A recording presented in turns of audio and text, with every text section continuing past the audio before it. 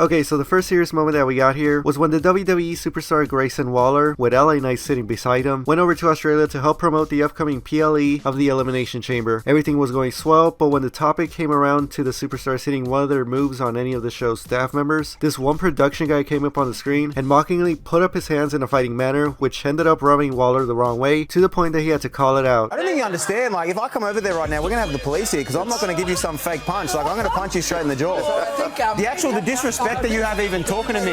No, you want to talk to me like this ain't real? Don't act all tough, lad. Don't act all tough. I'm get in the middle of this. You kick back. You kick back. Get him out of there. You get out of there. You get it. I'm so sorry. No, don't know too much. You guys come here trying to disrespect us. Are you kidding me? In an interview with Chris Van Vliet later in the year, Waller spoke on why he felt the need to go off on the guy. What specifically sets you off? I hate when people disrespect what we do. The sound guy or whatever came up, I'll take a punch, and did his little thing. And it's like, oh, you don't realize what we do. Part of it was me being like, I'm going to have some fun with this. Sure. And it terrified them. When they turned off the cameras, they were terrified about like, is everything okay? And I was like, yeah, I'm good. Like, I was having fun. They didn't know that. But I think it's something that we need to protect what we do. But that wasn't the only time where we saw the business be protected from these still ignorant staff members in the traditional media. A month after that Waller incident there in January, a similar instance took place in February, where Austin Theory this time around was the one doing some media to promote the same upcoming PLE, and one of these reporters, for some reason, in the big year of 2024, decided to use the dreaded F word when talking about the wrestling business in front of Theory, to which the wrestler had to call him out on it. What'd you just say?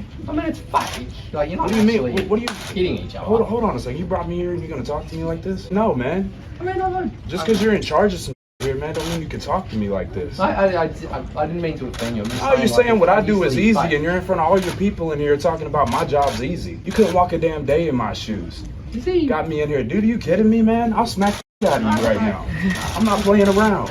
Y'all bring me all the way here for some media, man. This guy's talking his head off, man. And from those modern superstars coming out in defense of the wrestling business with pride, on the other hand, we saw a legend of the past in Ric Flair have himself a situation take place where he got into it with a bartender, and the only context given to us here is on this TikTok caption where it says that he was at Paisanos drunk and high on Coca-Cola. I didn't do anything wrong, except spend money and put this place over and bring my family and friends here. I didn't do one thing wrong. I walked into the bathroom. And you cussed on my kitchen manager. Did I touch him? You cussed him. You said cuss. I never said a cuss word, ma'am. I'm going to give you $1,000 tip just to say to him, kiss my ass. This guy and I are so cool. He and I are cool. And along comes the dipshit. You don't have to call me like that. I'll say it again. You're a dipshit. You have to get out of here right now. Oh, I'm leaving. Trust me. Thank God. I won't come back again. Thank God. Come outside here and talk to me like a man. I'm not going to do that because I'm on the clock. You push you are. You're on the pussy clock. Hey, you want to go out and talk with me in the park? Because I don't work here. I don't give a shit. We'll talk tonight. What's that? You heard me. What's that? No, sir. Please stop. Please stop. Okay? What did you just say to me?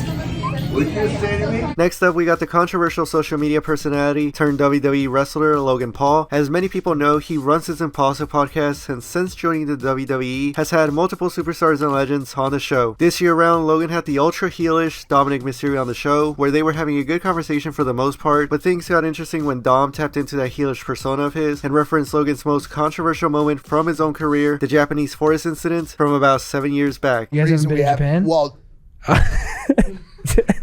Can you go? bro, Dom, what do you think this? Yes, I can go to Japan. Okay. I didn't know if you were like, shadow banned or something. Excommunicado. Yeah, excommunicado. Come on, excommunicado. I've never said this before, but my rule was if I went back, I'd like to be invited back. Who are you trying to get invited by? Probably my best bet is the WWE. Be a real heel there. I mean, we get invited. Oh, yeah, you would.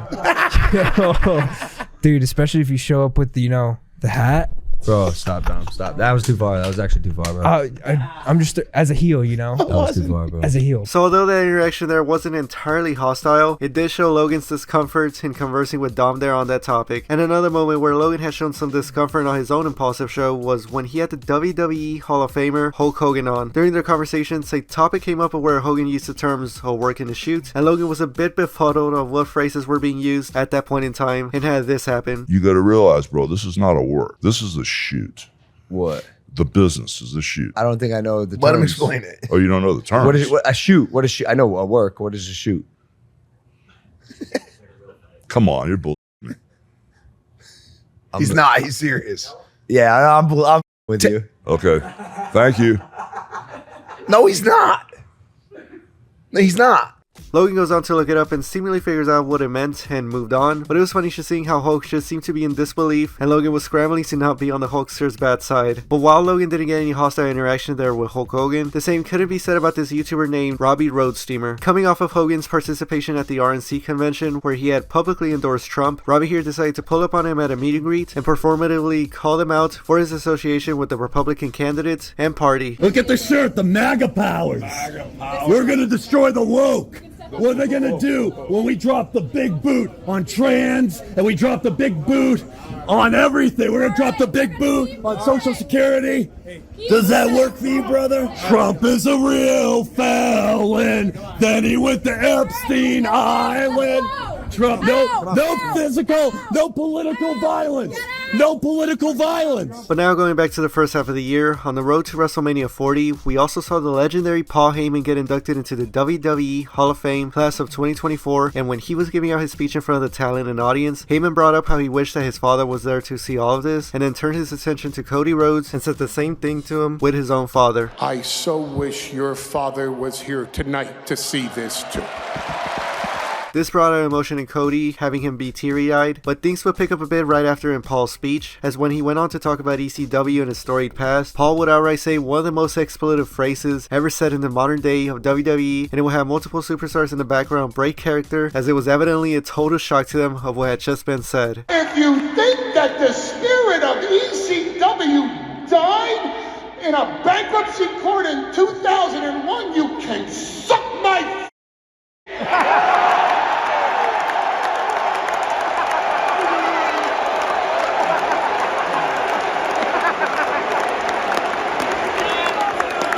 Now, shifting over to the very end of that night, at the end of the show, The Rock came out to induct his grandmother, Leah Maivia, into the Hall of Fame, and as the show had ended and Dwayne was walking out, an interaction was seen where the final boss got into it with a fan, where on the Hall of Fame broadcast itself, their communication wasn't that clear or audible, but we did get a bit better of a hearing of what had taken place through this fan's point of view on their phone. Hey, Rock, what's your story? Rock! Final boss! Final boss, baby! Rocky! Oh, Cody's coming for you. Champ. Cody's coming for you. It's over. Your story's done. People's champ! People's champ! People's champ! To this day, I still haven't found out what the guy had actually said beforehand that really ticked off The Rock. Maybe some of you out there know or has been said out there, or you can comprehend what was said there, but that moment right there was definitely a situation and event that took place. Now, The Rock had also come out with another movie this year with Red One, and when he was out promoting it on programs like The Tonight Show with Jimmy Fallon, all things were going smooth on the episode of that show as usual, but when these pillows here came out from both personalities of their counterparts, The Rock playfully smacked Jimmy with the pillow that he had of him, and Fallon countered back with his own hit, but things went wrong as feathers flew everywhere on the actor. While Dwayne managed to play it off well, it was evident that deep inside, he was really ticked off on the freak mistake. Oh, dude! No. What in the blue just... I'm supposed to go to premiere right now. Look at it. Yes, by the way. Now, still sticking with The Rock, everybody saw what happened with Cody Rhodes' road to WrestleMania earlier in the year. He won the Royal Rumble, pointing at Roman Reigns, signifying that he wanted his championship as his main title. But then on the following SmackDown, Cody went on to step down and facing Roman to give The Rock that top spot, in which it then gave us this iconic shot of Cody's actual disappointment in the decision that was made. With that, Cody went on to walk out of the ring in continued disappointment, and he confirmed that to be the actual legitimate case when he talked about it on the Flagrant podcast. Well, then I left, and for some reason, I'm not blaming anyone for production, they kept filming me. I didn't have a face, so I got kind of like a resting bee face. Like, it's just everyone judged and picked apart like he's heartbroken, he's dejected, and I guess I was. Yeah. But also I didn't want them to know that. And as we all know, Cody went on to have that massive shift in the road to WrestleMania, where he went on to fight Roman at the main event and won the championship from him, finishing his story on a night and match that will never be forgotten. With that incredible victory taking place, Triple H, Bruce Prichard, and WWE CEO and President Nick Khan, they banded together to get Cody the same model watch that his own father Dusty had pawned away a long time ago to receive money to help support Cody's dreams and aspirations. This is his watch. Yeah. know? So from that emotional moment, we then go into another one where we saw a young fan spot the former Judgment Day member Rhea Ripley out in the open, and Rhea, wanting to make that fan's day, took time out of what she was doing and embraced her in a sweet and wholesome interaction. You guys can be back. Wait, hold on.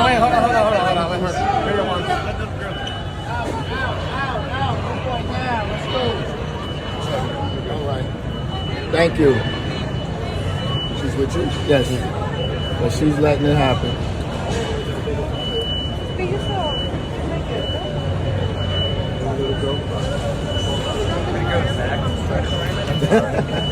Now, another emotional moment that took place with another female WWE superstar was with Rhea Ripley's current arch nemesis, Liv Morgan. On the Crown Jewel PLE that took place in November, Liv, as the Raw Women's Champion, went head-to-head with the SmackDown Women's Champion, Nia Jax, in a bout for the inaugural WWE Women's Crown Jewel Championship. In that match, Liv ended up winning and became the inaugural champ of the aforementioned new title. And when everything settled down, Liv, when talking about the significance of the win in the PLE's post-show, she had the emotions running through her in a way that not even a heel like her could hold back. It's been a long journey. This has always been my biggest love and my first love. I'm just really proud and really honored.